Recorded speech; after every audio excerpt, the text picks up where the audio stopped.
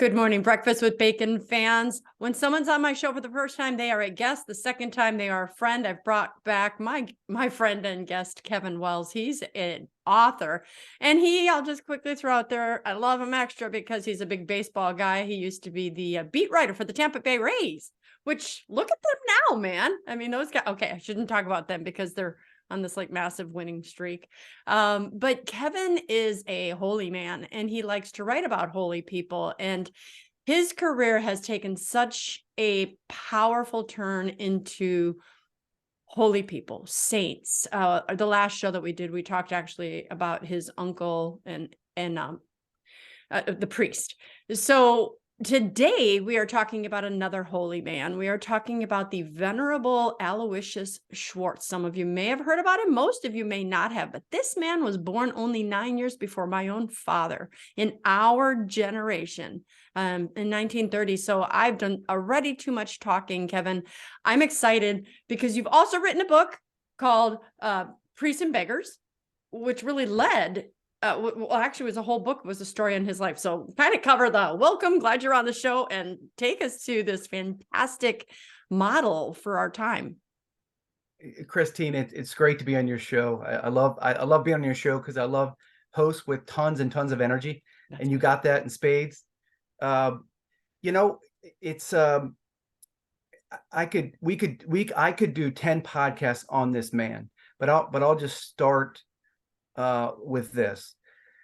In 2019, I had written a book at the exact, the appropriate time, we'll say. The name of the book was The Priests We Need to Save the Church. And it came in the aftermath of the McCarrick scandals, the Pennsylvania grand jury reports, all the spill out of the sewage in the church. So the book actually sold well. What happened was, to prepare to write that book, I had to study the paragons, the titans, John Vianney, Bosco, Neary, Colby, Damien the leper. I studied the great ones, the great priests. And after the book came out, a married couple came up to me and they said, "We know who the priest is to save the church. And his name is Aloysius Schwartz, Father Aloysius Schwartz." And I said, "I don't know that guy." And they're like, "Well, I know you don't know him because he prayed not to be known, but I want you to consider writing his biography." And internally I'm thinking, I have no desire. Right. So, and I'm super busy and I'm sure it's really nice, but it's not my passion. Yeah, exactly. And, but they gave me some reading material. Went home and completely forgot about it, just shoved it aside, didn't even think about it. And some time went by, and one day I picked it up and I read what little material I had. And what I had read about this man, I had not read in any of the lives of the paragons. I'm talking Vianney, Bosco, all the great ones. And Ignatius is a publisher that I really like. And I called up the president, Father Joseph Fessio, and I said, "Would you be interested in this guy's life? He's venerable. He's on the path to canonization. He's from Washington, D.C. And once he learned about him, he said, 'My goodness, if it's true, yeah.'" So I wrote the book. It's called Priest and Beggar: The Heroic Life of Venerable Aloysius Schwartz. And I'll say, Christine, that what he managed to accomplish, as making himself a slave to Mary, in nailing himself, as he said, to the cross of the starved man of Nazareth, wanting to die to everything, to save the humiliated, the abandoned, the beggar, the orphan, to go after the poorest of the poor. What he accomplished to this very day has never been done, not only in the history of the church, but in the history of the world. What he's done, and I'll kind of shove a sock in it with this, what he's done, I believe, because I've seen it many times down in these girls' towns and boys' towns that he founded, he is now producing who I believe to be the greatest Catholic missionaries in the world. Because every year from these boys' towns and girls' towns, 15 of them from throughout the world, they graduate between 2,000 and 3,000 kids whose soul has been formed by the Catholic faith, who have been sacramentalized every day for 5 years, where there's no earbuds, there's no cell phones, there's no video games, there's no trash. all they do is receive Christ, but they're athletes, they're musicians, they're students. And all of these kids at one point were Lazaruses. They came in as dead 12, 13-year-olds, having been abused in the worst way a kid can be from throughout the world. And they leave 5 years later as bright hallelujahs of Catholic light. And they're going into colleges and universities, completely unafraid to step into the quagmire of modernism, ideological ways the kids think when they're 20 years old in college. And they go in as Catholic light. So I love talking about Father Aloysius Schwartz whenever I can. One of the things that struck me that you're just speaking, and I've already known about him because you and I talked about him after the last show, was really how he changed people through these schools. And then when you're speaking today, I'm going, and I think some of our viewers may want some clarification because we've got Catholic schools here.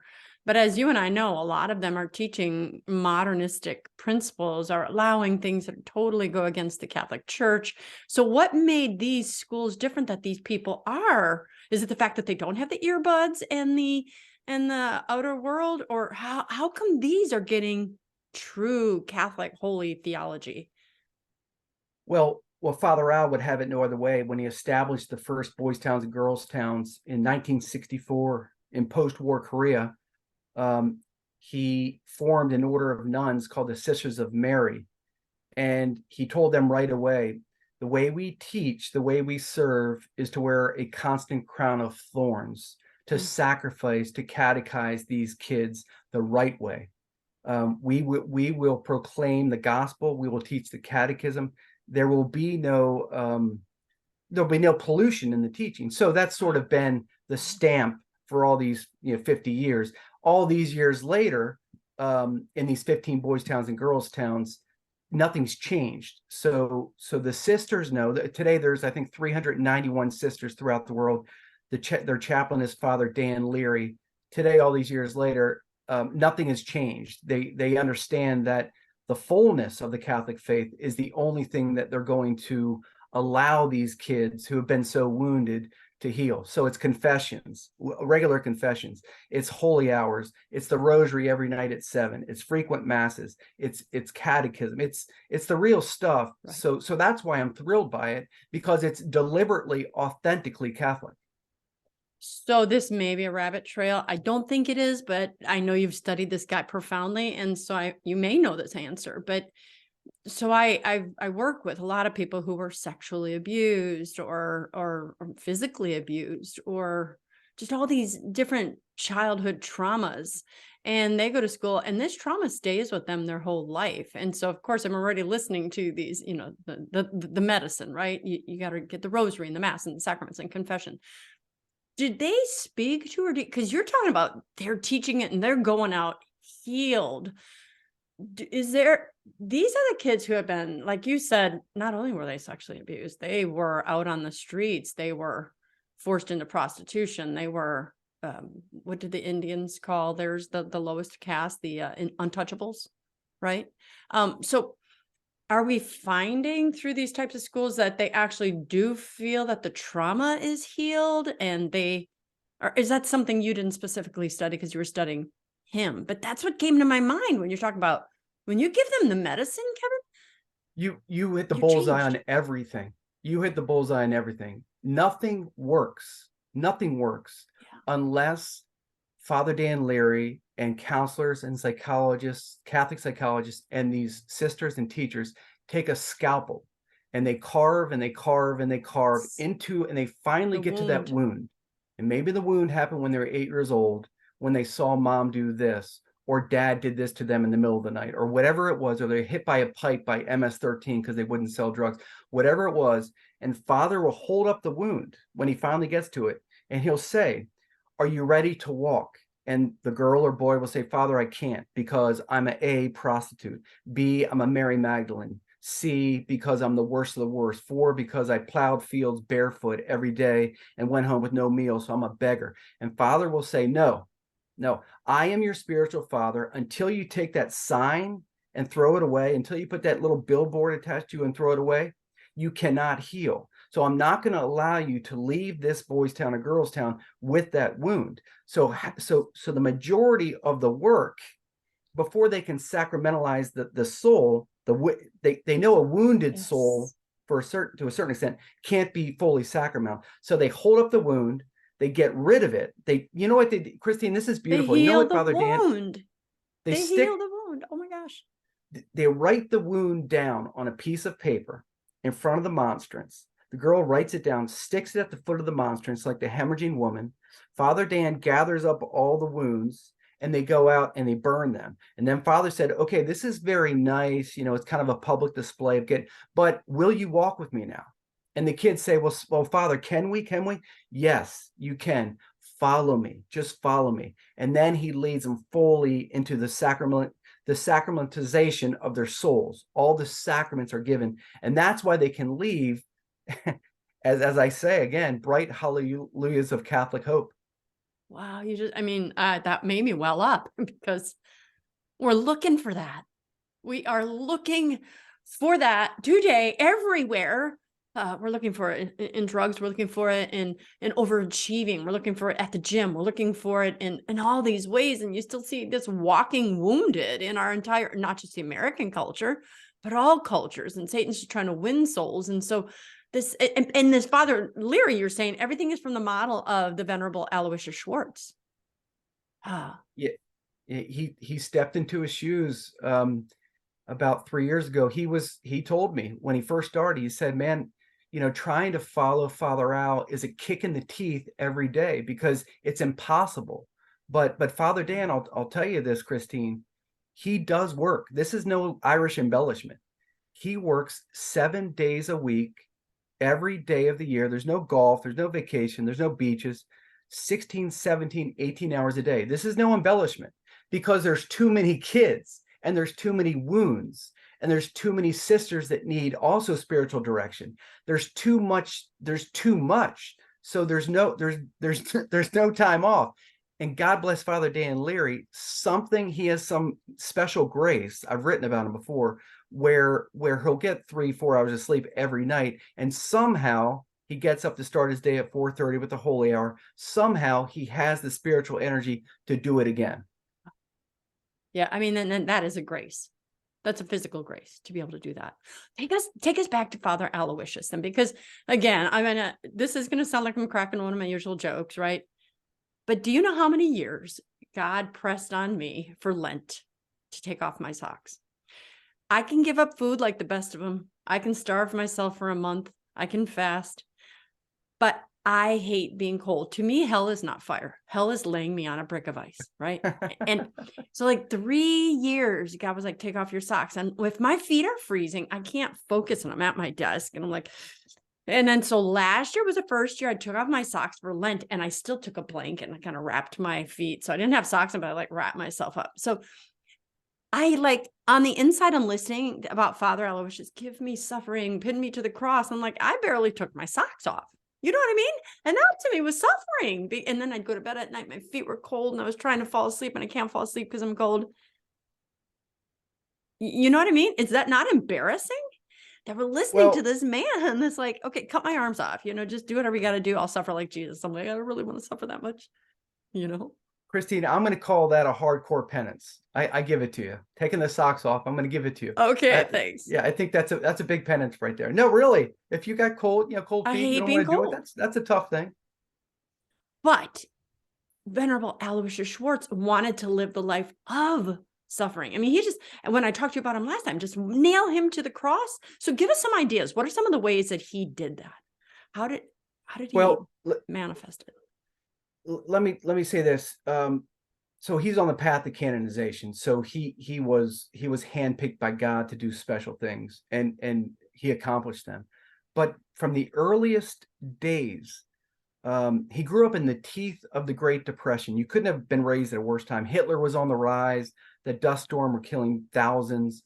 His dad had a 5th grade education. So the fear in the Schwartz house, a Catholic family raised on the wrong side of the tracks in DC, was that they were going to be thrown out and live in one of these Hooverville shanties that were popping up all over DC. And it was at that time when food was scarce and there was travail and fear in the house. I mean, it was a terrible time in America. It was at that time where Aloysius, little Al, as a boy, his brother Lou told me that he began to say, I wonder if I can be a priest that comes to families like ours, where God's face seems to have turned away. And at the age of 7 or 8, he began to think this way. And something very impactful happened. It sounds crazy, but it's true.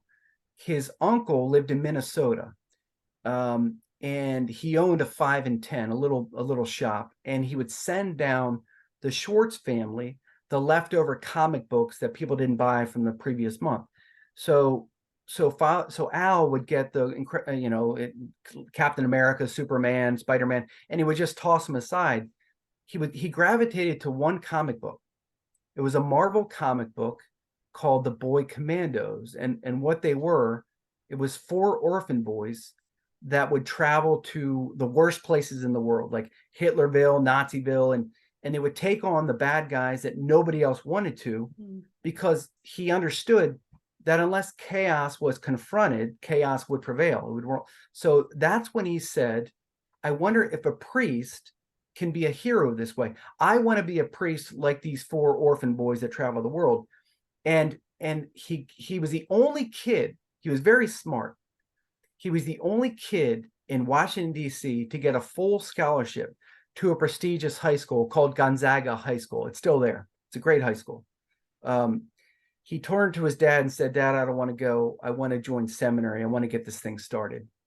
So that's kind of where it started. And from there, though, the story just begins, because when you get into the mind of who he quickly became, even in seminary, then you'll understand why he really ended up saving hundreds of thousands of souls. Can you take us there? Sure. Because anybody that's already, again, I was listening to Father Chris Alar. I listened to him a lot, and he's talking about his, priesthood story. And he's like, I don't want to go to seminary. I don't want to go. I got a girlfriend. I don't want to go. And then to hear these young guys that are like, I don't want to go to college. I just need to go to the seminary. Like, oh, that is a called person. I mean, they're clear about it. And that's, I'd be real curious then about that super God focus that he had. You know what it was, Christine? It was a God focus, but at that time it was more of a focus for the humiliated and the poor. He wanted to come to the rescue of the forgotten ones, the little lost ones, the lambs. And he wanted to become a missionary to go to the poorest of the poor. But this will reveal who he is and who he was, and why Mother Teresa deeply esteemed him. In the 1950s, when he was sort of early 1950s, 1950, he was on the rise with the Maryknollers. The Maryknollers were sort of the king of the hill, were missionaries. And one day he went to one of his formators, and he said, "I don't want you." And the formator's like, "What do you mean? You're the editor of the paper. The guys love you. You're on a fast track. We have great plans." "Yeah, I know. I don't want you." "Well, why, Al? What's going on?" "Well, when I help you in the summers and I go to the poor, the Maryknollers do very good work, but sort of at the rise of the sun, or the setting of the sun and the rise of the moon, the Maryknollers go back, and they go back to these houses that have air conditioning, or Water, there's a television, or there's 3 squares and suites." He said, until the Maryknollers understand poverty and live poverty and cross the threshold or cross the periphery and live with the poor will never trust you. So he became the first American in the history of Maryknoll formation to say, "I don't want you." And here's what's more amazing than that. So he found an order in Belgium that was bullseye. It was poor men priests that would serve in poor communities and poor parishes. He said, "That's what I want." So every single person in his family, all his friends, everyone said, "Dumbest thing you ever did. Stupid. What? You don't speak French. They only speak French in classrooms. You don't know anyone. There's no Americans. The Maryknollers are the king of the hill. You can stay here in America. Dumbest thing." Everyone, his dad, his siblings, his brother, his friends, what does a bold man do? He looked at them all and said, I've got a boat to catch. I've got to go to Belgium. I just imagine me, like if my mom or my older brother or my best friend said, Kevin, you think this thing over, it doesn't make sense. They might talk me out of it. This guy's like, no, I got to go. And when he went to Belgium, that's when everything took off. And that's when, so it's funny, Christine, like I said, he was 3 or 4 months behind in the classroom when he went over. He didn't know French. Only French was spoken in classrooms. He was the only American. And they looked at him like he was a hotshot cowboy, like a John Wayne. Like they sort of mocked him. Oh, you're too good for the Marinoles. Within a year and a half, he had not only caught his classmates, but he was passing them by. And these Belgians and Germans and English, and they started to see this American as a remarkable man. And they said, I want to be like this Aloysius. And that's where he sort of got his identity as zealous for the poor, bold, and deeply prayerful. So he was how do I put it? He was just a Christ-like young man who wanted to do difficult things. Okay, so my mind's at 700 questions. Let's just go with the schools. So did he start out by saying, I want to start a school? Did he start out with the priests? So you talked about he wanted, the priesthood, the book is called Priests and Beggars, right? But yet he founded these schools. So where did we get, it's not a disconnect, but where did they converge? Here's what happened. 2 things. In Belgium, he had fallen in love with an apparition site in Banneau. And in Banneau, Mary appeared 8 times to a little peasant girl named Mariette Becco. She was about 13 years old. And the second apparition really pierced him. Mary had coaxed Mariette outdoors on a really cold January night and asked Mariette to plunge her hands into this cold brook, like it was frozen over. And kind of a cruel thing for Our Lady to do. And Al said, no, this makes perfect sense, because Mary, Our Lady, wants us to understand the humiliations of her son on the cross, wants us to understand the penances that she spoke of in Fatima 20 years earlier. She wants us to understand that to do good work in this world, there must be a cost. So that's when he said, about a year away from the priesthood, he said, I want to go to the worst places. I want to amputate all comforts to go and help those that are forgotten. So he raised his hand in 1957 and he asked his rector, what's the worst place in the world? And his rector, what are you talking about? And he's like, no, I want to go to and the rector said, well, the post-war Korea is a very bad place right now. And over 1 million people have died. And Al said, well, do they need priests there? And yeah, they do.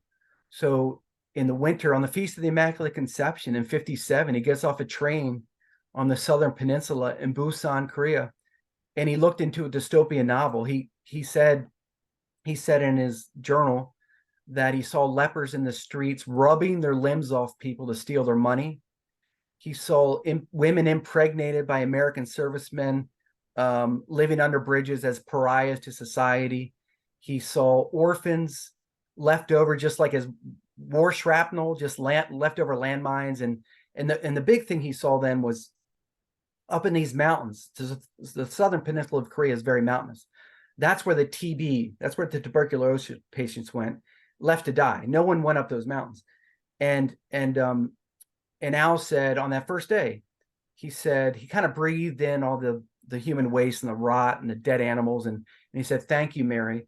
I asked for the violence of the cross and now it embraces me. Thank you. And one by one, he began to pick them up, almost like Atlas, almost like a spiritual Atlas, and put him on his back. But he understood. So where Mother Teresa kind of got them on the back end, Father Al wanted to get him on the front end. He understood, I want to start with the orphans. So he began to build boys' towns and girls' towns where thousands of orphans and the just the rejected, those that had no hope, the dying, these little kids were brought into these humble kingdoms of resurrection. I just think about foster care systems that we have here, and I know that it's designed well. But I often think about an orphanage, because if you have, either way, they're not with their mom or dad, right? And if you have this place where you can forge and really massage and ensure that there's love, right? There's loving nuns or priests or people who just like, this is my passion. I tend to think that those orphanages can create such a little family. And exactly what he's doing here, you've got this brothers and sisters who felt pain equal to your pain. And there's a comfort in knowing, in having that kind of a community. So there's a wisdom that, the Venerable Aloysius Schwartz saw in that as well. Bring them together so you're not this pariah among others. We're all together, and to give them their humanity. Yeah, Christine, you're on the mark. Yeah. Dignity. We overlook that. Just tell me of dignity. What you just said is exactly what he wanted. So you're on the mark. He knew that they needed a family. So what he did is he set up initially these little sort of homes, and every home had one sister with about 9 or 10 kids, where the sisters mothered these kids back to health. And as time went on, he actually ransomed these kids from these, really, they were almost demonic social welfare systems, these horrible orphanages. So he took them out and brought them in. So he had to raise money and build larger systems of care for the poor, which became boys' towns and girls' towns. By the way, I want to say this for your viewer. What he did is Father Flanagan times 1,000. I'm Irish. I love Father Flanagan. This is Father Flanagan times 1,000. And it goes on today. So he understood they had to be loved, but they had to be maternally nurtured. They had to have that family dynamic. There had to be an ordered system. So everything was ordered to sort of build back up their dignity, as you said, Christine, to build up sort of their sense of worth, hey, I'm not a bad person. And that's what he began to do. This guy, Al Schwartz, who had no business acumen, nothing, within 12 years, he was building 7-story high hospitals, leprosariums, tuberculariums, 7 or 8 hospices, boys' towns, 7-story high boys' towns and girls' towns in Busan and up in Seoul, Korea. He was changing all of Korea. And then the Philippines called him. So he did it all in the Philippines. So, and then, well, I don't want to go on and on, but then as he was dying too young, at the age of 59 of Lou Gehrig's disease, ALS, he said, Mary, what do we do? What do we do now? I don't have much in my tank. I'm losing my voice. My clothes don't really fit anymore. What do we do, Mary? And interiorly, he hears, Al, I'm losing my Juan Diegos. Poverty is crushing the poor of Mexico. They're becoming agnostic. They're leaving for the evangelical faith. They're leaving the church altogether. Would you come to Mexico? So he took a cane that was traded to a wheelchair, and in Mexico, where he knew he was going to die, where his body was going to wither away, and he built his first girls' town in Mexico, a 7-story high building. Now there's 5 in Chalco, Mexico, or 4 in Chalco, Mexico. In Boys Town, there's 2,300 boys in Guadalajara. And that's where his body withered away, because he wanted to be Jesus Christ, the starved man on the cross. And that's how he died, Christine. All he wanted was to emulate Jesus to the closest degree. And he ended up being nailed to the cross of his wheelchair. He ended up having no dignity. He was naked in front of the sisters, as Jesus was on the cross to his own mother, because they had to change him because he couldn't move his muscles. He was going to suffocate. That's how a lot of ALS patients die, as Jesus probably suffocated. He had the agonizing pain. He was an athlete. He was a runner. So he was arthritic in his ALS. So he experienced the agony of Jesus on the cross, and he rejoiced as he was dying. The guy is so stinking holy. I I've read the Lives of the Paragons. I've studied them. I'm no expert. I'm no theologian, Right. but I am a Right. reader. I am a reader, and I know the good ones, and I've read the good ones. My patron saint's John Vianney. I love Thomas More. But what this guy Schwartz did, Venerable Aloysius Schwartz, and he will be a saint soon. Mark my words, he will be a saint soon, because there's many people throughout the world right now praying for his intercession. A lot of guys with ALS are. A lot of guys and girls with ALS are. What he did is incomprehensible. It doesn't make sense. I know you had to have read the humility prayer, right? It's so hard to read, right? The first time I read it, I couldn't. I just didn't pick it up for several years because it was so hard. That others may be chosen and I set aside. That others might be acknowledged and I go, that others might be awarded and I'd be just all this. Lord, help me to not mind if people hate me or if they talk poorly about me. And the humility prayer strips you of everything. And, he could have been martyred. But then if you're martyred because he wanted to be unknown, that would have kind of gone against that, because here I am fighting publicly. But to die of ALS, my grandmother died of that. And I have a friend who died of it recently, so at least he had a computer he could communicate through. This idea that someone has to pick up your arm and wash your armpits, and someone has to roll you over, and you can't even talk, and you have to trust them to try to read your mind, what you want, and to totally submit your body and mind to this person, these people, this team. I can't think of anything more humbling. And as you said, here you are naked. And so you're using a catheter to go to the bathroom, and people have. I just listen to you and think that's such an appropriate death for the kind of man that he seems to have been. And it wasn't this big grandiose death, No, he sort of just withered away, and he had the Sisters of Mary read to him the he loved Teresa of Lisieux, so they read to him Teresa of Lisieux as he was dying, her last words. And he said, Christine, to show you what a saintly man he was. So the millions and millions of dollars of centers and hospitals and schools, all that he built for the most humiliated, the most forgotten, the lepers, the orphans.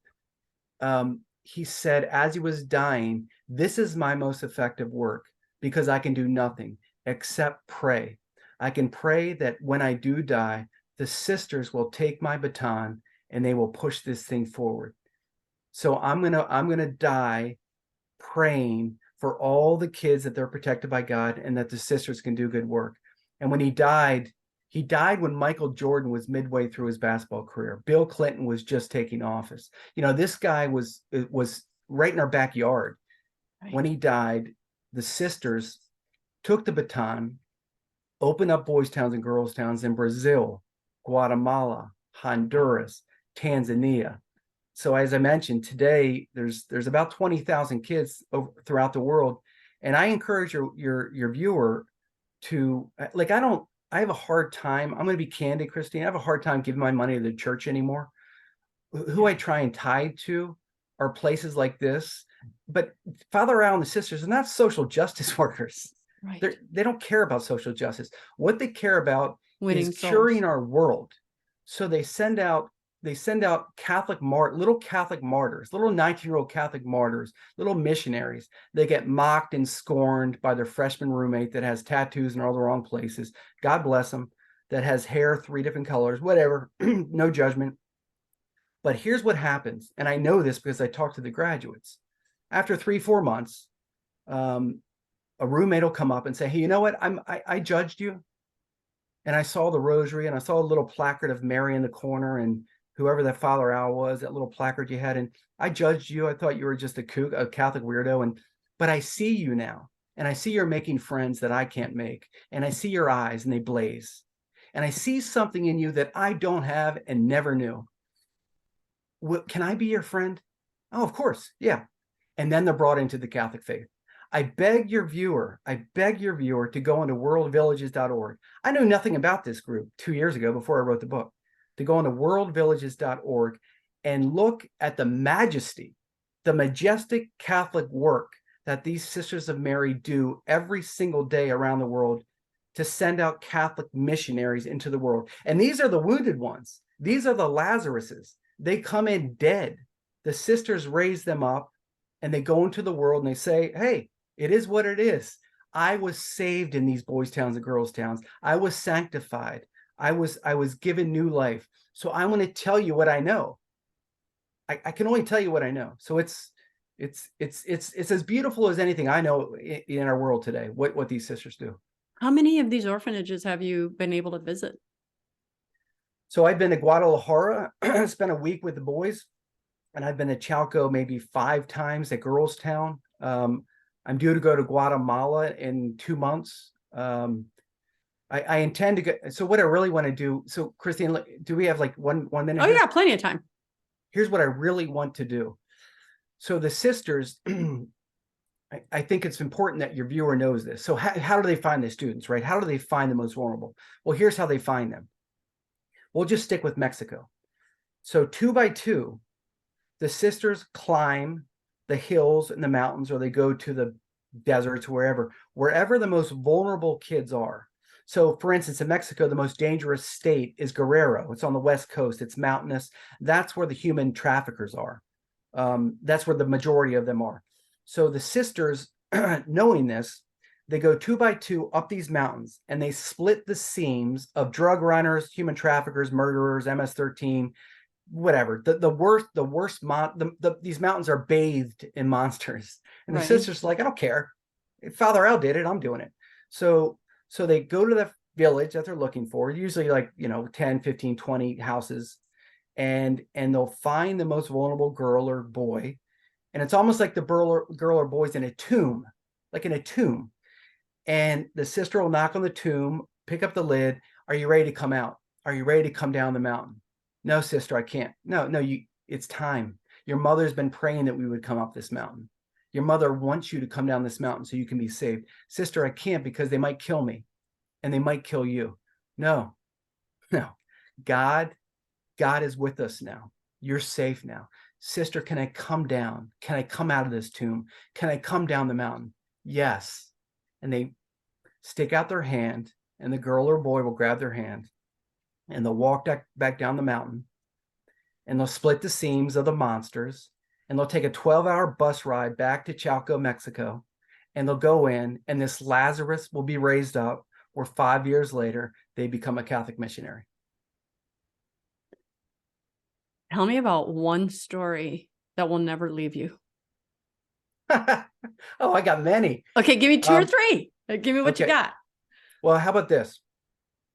When I had to write this book, it was in the teeth of COVID. COVID just started.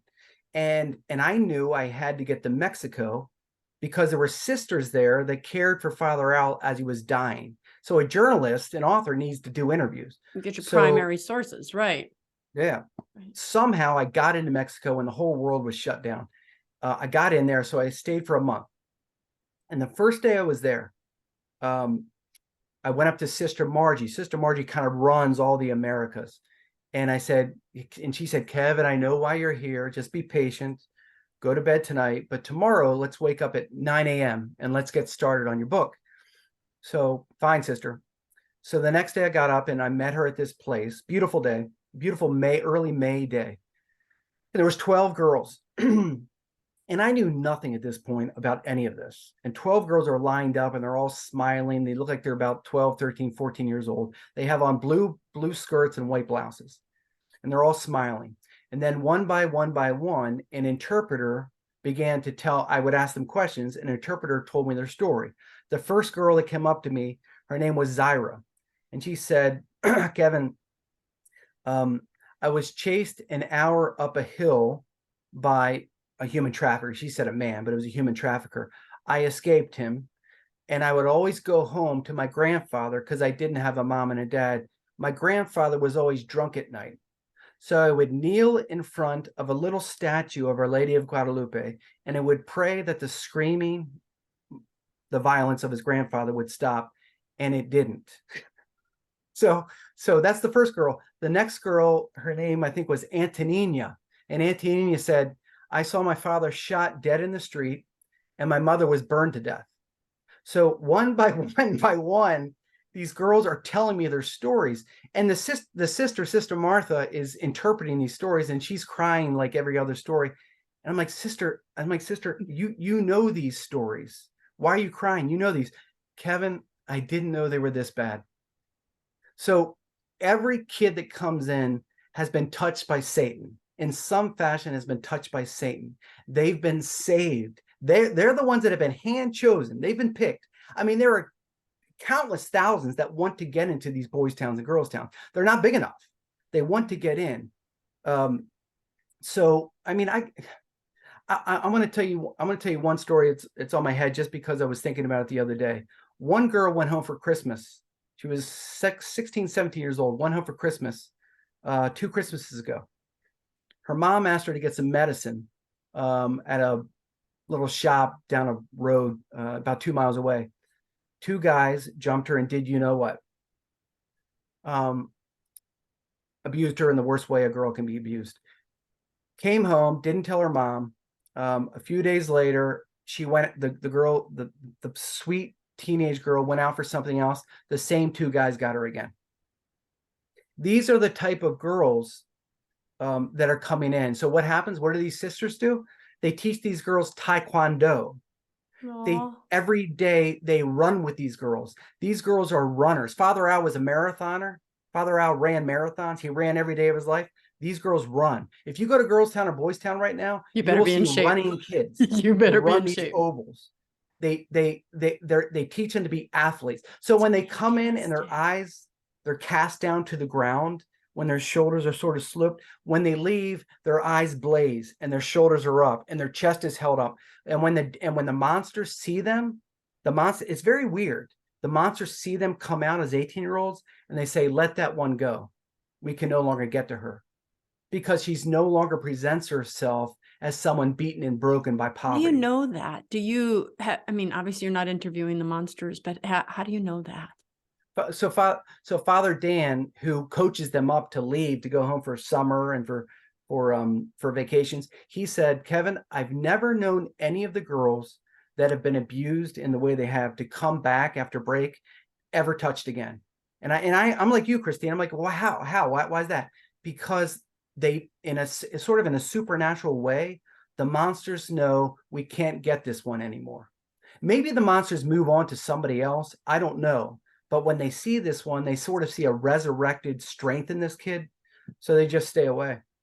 I had Zachary King on my show recently. And if you know anything about him, he's a former satanic high wizard who someone was handed him the miraculous medal and everything disappeared. And our mother was in front of him. And he's since been converted to the Catholic Church. And he's a powerhouse. And it's, because of all of his sins, 146 ritual abortions, various other things he did. He was in pornography.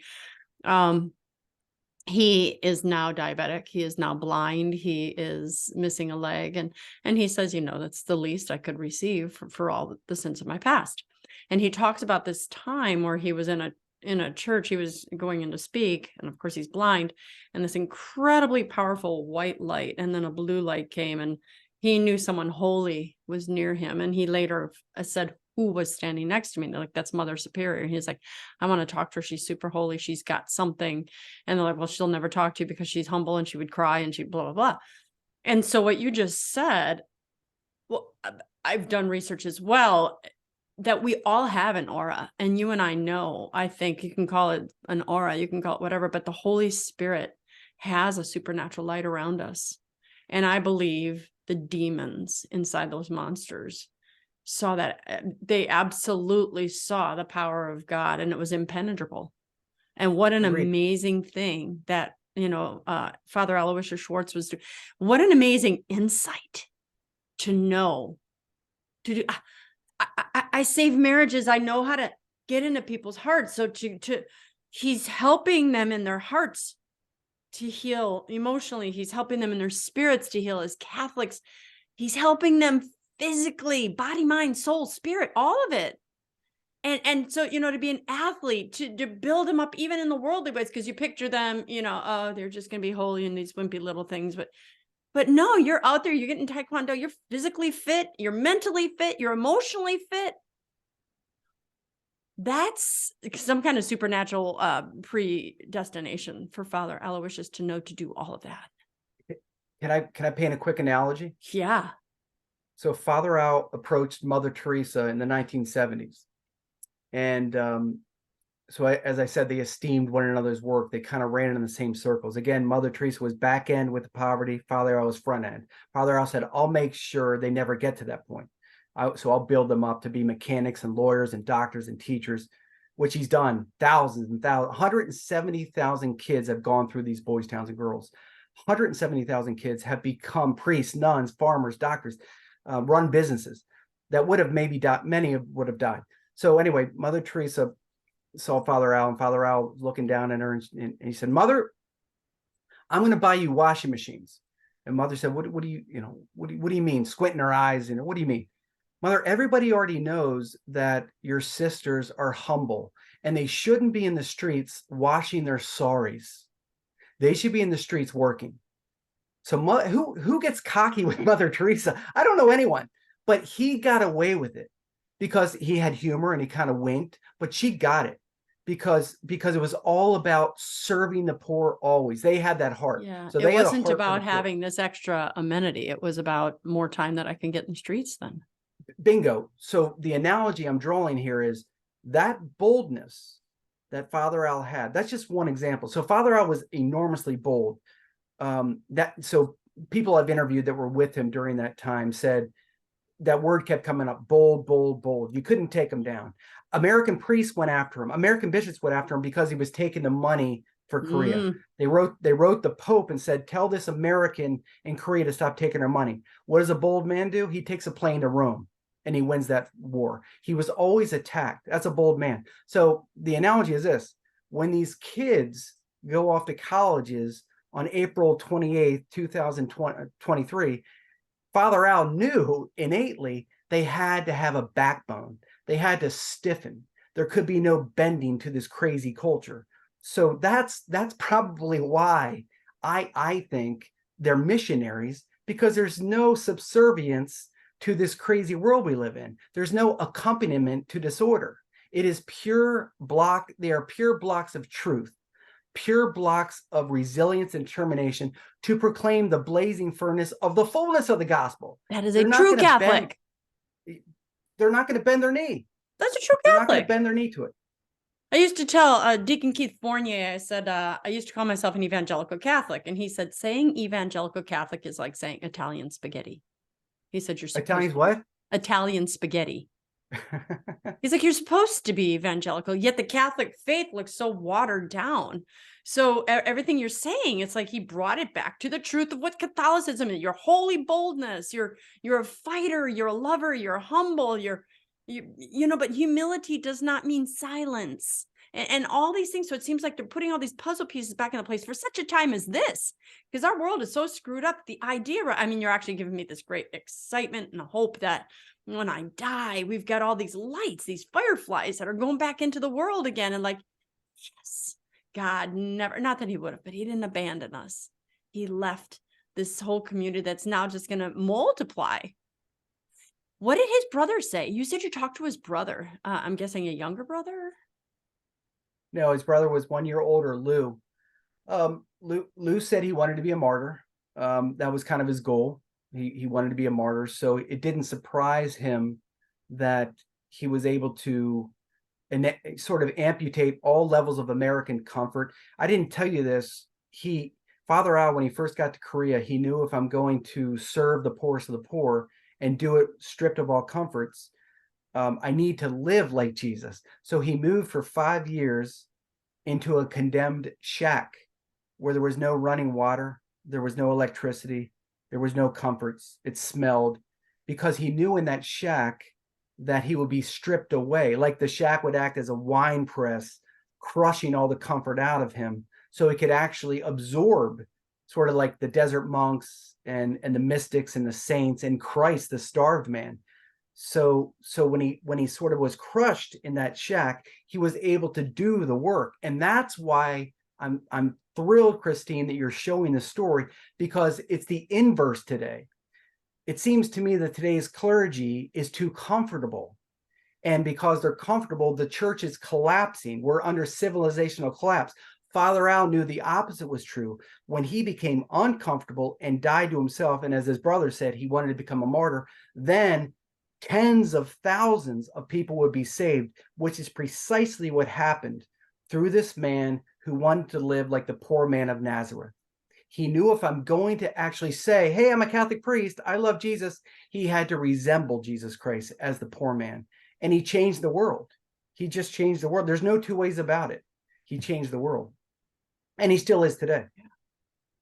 I mean, we definitely are running short on time at this point, but I could keep talking about it. So right now, people can still give money. And he had to also be, like you said, a businessman to get people to donate money for these businesses, for these, not businesses, but orphanages and everything that they need. How do they get their money today? From people like Christine. It cost in excess of $30 million a year to feed, clothe, educate, medical, everything, to pay for teachers, pay for all of it, for 20,000 kids. So it's $30 million a year. So it's donors like you, it's donors like me. It's so they're on the top of my tithe now, because I didn't know anything about them, but when I saw what they're doing, they're at the top. So it's donors from throughout the world. They're depending on America, because We're Americans rich. are generous.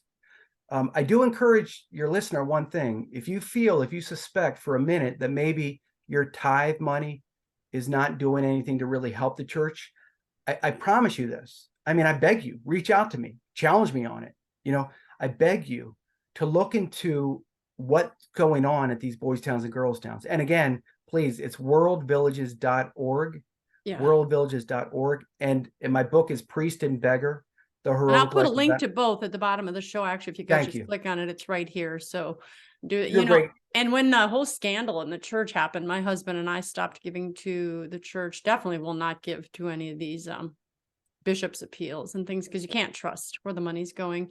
So yeah, we were looking for alternate ways of tithing and still giving it to the church. That's really good to know, if God could call people to this. But another kind of side subject here is that many of us are talking about the impending worldwide famine that's coming, and it is coming. Those of us in America who have wealth, who have, and that's pretty much everyone, even people who are maybe the lowest of low on welfare, maybe they're not going to be in this example.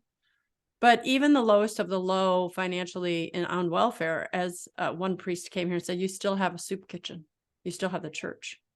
And he talked about Africa, where he came from.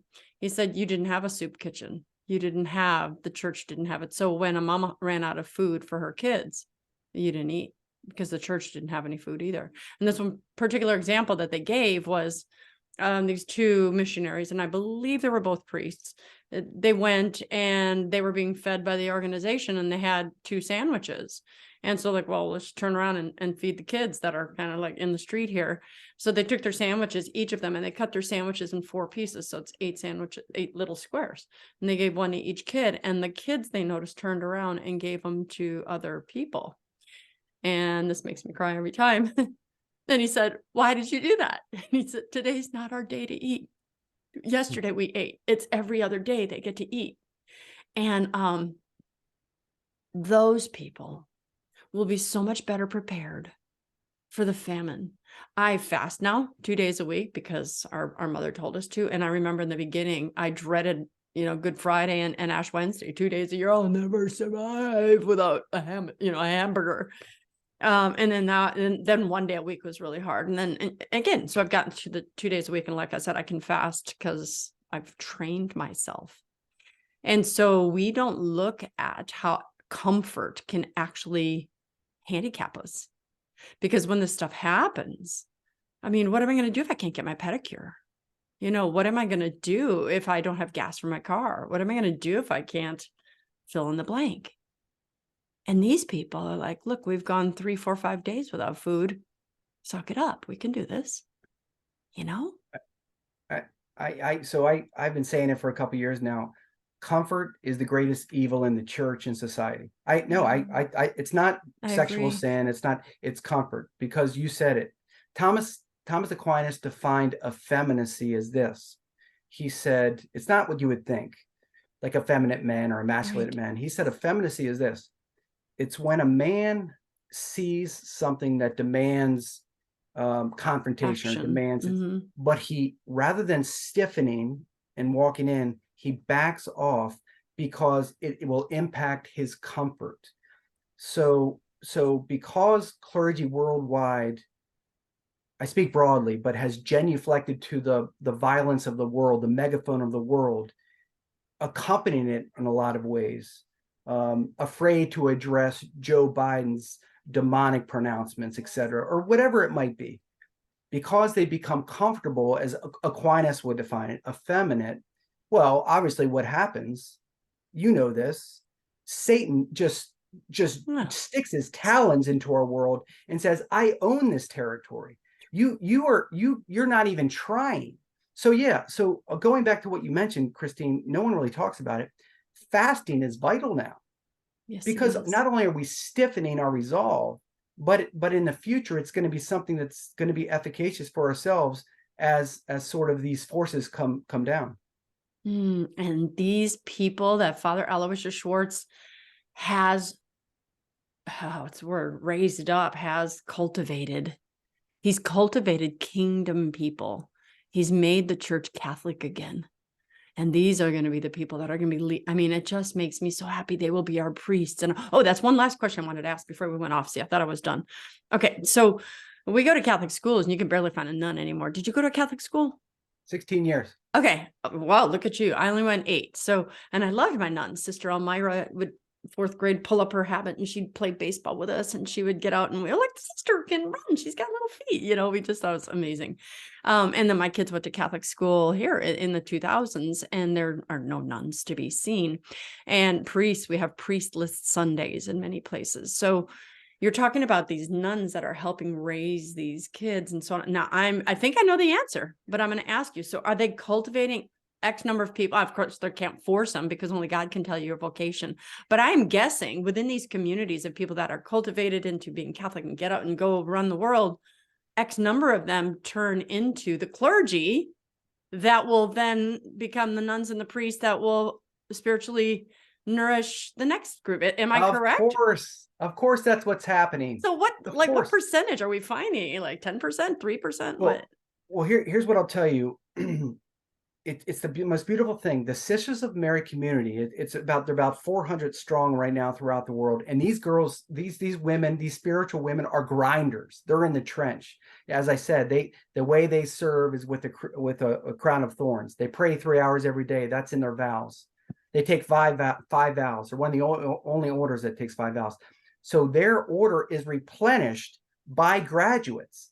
So 85 to 95% of their sisters are the graduates that look at these sisters and say, I want to be like Sister Margie. I want to be like Sister Christine. So, and there's another order called the Brothers of Christ that the boys say, I want to be like Father Al, and they join that order. But as wonderful as that is, and it is, I mean, it is what it is. It's beautiful. It's vocations. Here's the way I see it. So as you know, as you mentioned, I'm an old Major League Baseball writer. I grew up playing baseball. I covered baseball. And I knew the minor league systems.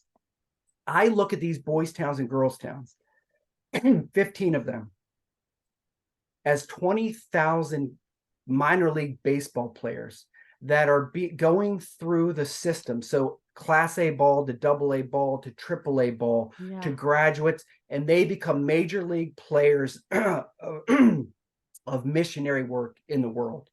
So it's beautiful. That is awesome. I want everyone to read the book. And then when he becomes a saint, do we have any idea when we're looking at this year, next year, 10 years, 5 years? He needs, thank you for asking that. He needs one miracle. I beg your listener to, there's a prayer card. If you go on to priestandbeggar.com, there's a prayer for his canonization. So if you know somebody that is suffering from ALS or a muscular disease, there's no patron saint for Lou Gehrig's disease. It's Father Al. it's Father Al. So please consider Father Al as far as praying to him for your intercession. He needs a miracle. So I believe he'll be a miracle soon, just because what he did is it's staggering to the mind. He should be a saint right now, but so it's all about a miracle at this point. Does he have one? Don't we still need 2 miracles? He has one that's debated right now. So yeah, well, I guess I should say 2. See, the sisters, the problem is this, Christine, the sisters, many miracles have come in. People have claimed Father Al miracles. A kid fell out of the 7-story high Boys Town, and he claims that he was caught midair by Father Al. He fell out. I mean, it's a story. It's on a documentary he helped produce on EWTN. They Might Be Saints, the story of Father Al Schwartz. It's a miracle. He survived. His whole body collapsed, but he survived. He says, Father Al saved me. But there's protocol, and there's things that weren't done. The sisters are too busy to care about these things. So now it's known. The sisters know now. If people claim miracles, stop everything. Get it in writing. Yep. So yeah, as I said, he prayed not to be known. He's a humble man, but it's time he be known as a saint. Yeah. Well, and that's fair. He didn't want to be known in his lifetime, but that's what God always does. He raises you up later. So yeah, I do hope somebody, and I actually, in my mind, my friend Jeff, who died of ALS, I'm going to ask his wife, because she's very active in the community, a Catholic woman, and see what we can do, Awesome. get some Thank others you. as well. Okay. So one more time, that website where people can donate money, where they can find out about Father. Please. There's a blue donate button. There's different ways you can sponsor. You can sponsor a sister. It's a priest. Well, you can go to priestandbeggar.com just to learn more about the book and his life. But more importantly, I believe, I'd rather people donate. As much as I spend time writing that book, and I think it's it sold well with Ignatius, I'd rather your viewer donate to worldvillages.org. Worldvillages.org. Okay, so get the book, because that's not a donation. Learn more about this holy man, and then also give money to worldvillages.org. All right. Okay, we can do that. What's the book? $16? I mean, it can't be expensive. Something like that. Yeah, exactly. Name one thing you'd have our viewers do differently as a result of something they heard today. Take your socks off when you don't want to. Like, do the small things. If you've never fasted, Christine just mentioned fasting. I'm guessing you fast on Wednesday and Fridays. Mm-hmm. Maybe start fasting 1 day a week, even if it sounds absolutely impossible and it's going to break you. Just try it once. So I would say try and do something, as Father Al always emphasized, that is hard for you, that is uncomfortable, and give it to God. Offer it up for someone who maybe your kid who's lost the faith, or just something. Just do something hard and give it to God. Lay it at the foot of the cross. Yeah. For me, every time that my stomach growls, in the old days, it was like, the new days, like, give that to the person I'm fasting for. Right. Give that to him or her so that they can stop their sin. Give that to this one so they can come back. Yeah. And it makes it much more productive. We don't run from suffering. It's like, okay, this is suffering, but there's a value to it, and I will receive it. I'll receive it for you. Kevin, always a great guest. So I'll invite you to come on again. So especially when he makes it to sainthood, we'll come talk about him again at that point. But when he does, if it's in the next 5-10 years, you're going to go to the canonization? Heck yeah, of course I am. Yeah. That'd be awesome. All right. Well, please share the show with your friends and family. They need to know about Father Al. There's so many good things that the Lord is doing, and we need to get these messages out. Go to breakfastwithbacon.com. Not sure how long I'll be on this social media outlet. I talk about too many controversial things. People love it when they write me back when so controversial, which means I'll probably be censored again soon. So just go to breakfastwithbacon.com, because I'll never be censored off my own website. And do that with your favorite truth speakers, because they are the ones who you're going to have to go after them. It's not going to be coming to you. Don't be lazy about your media consumption. Bookmark the people who you trust, And we are actually having a Truth Speakers Conference in October. And Kevin, I think, is going to be one of our speakers, October 28th in Virginia Beach. So you can go to truthspeakers.org and check that website out. We'll have some information there. But like me, do you have any social media places? Instagram, I'm on Instagram, Facebook, YouTube. Can't think of the others. What about you? Do you do any of that, or you just stay hidden in your writing? I try and stay hidden and just write, but kevinwells.org, and I have a Facebook page, but outside of that, I'm just boring and write.